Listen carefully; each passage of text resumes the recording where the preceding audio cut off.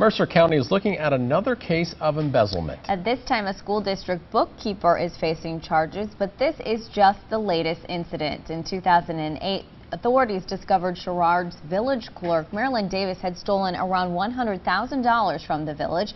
5 years later, the Mercer County treasurer was caught stealing. Police say he stole $13,000 from the county's 911 center, and in 2016, Sherrard Community Schools employee Joshua Thompson admitted taking $14,000. It's tonight's top story. Local 4's Grace Runkle joins us in the newsroom with why one accountant says small towns are more at risk. Grace? Jim, Tiffany, police say the school district bookkeeper stole between $10,000 and $100,000 from the Mercer County athletic boosters. A local accountant says that's bound to happen when there's only one person looking at the finances. Small towns with big embezzlement problems.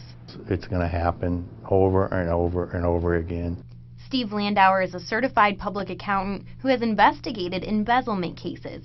He says in small communities, they can almost be expected. If it's a small organization that doesn't have what we call internal controls, and a lot of them are, it's not unusual to see these things happen. That's why Landauer says it's important for someone else to take a look at the books. Make sure everybody takes a vacation and somebody else does their work. And that's how a lot of these things get caught.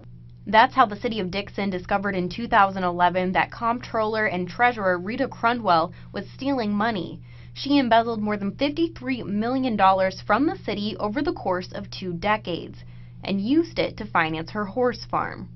And although it's on a smaller scale, the latest embezzlement case in Mercer County is just as shocking to the athletic boosters. Been very stressful, tiring, emotional roller coaster. It was a great impact. We actually have a couple outstanding bills that we had made promises to this last spring. Now they're making changes. New accounting software, a second signature line on checks, and more transparency at meetings. All types of internal controls Landauer recommends, because without them, the cycle could continue. Sometimes, if they're really good, it just goes on forever and ever and ever. The boosters president says the people in the community are already helping to cover those missing funds. He says he even heard from a man in Moline today interested in becoming a member. In the newsroom, Grace Runkle, Local 4 News.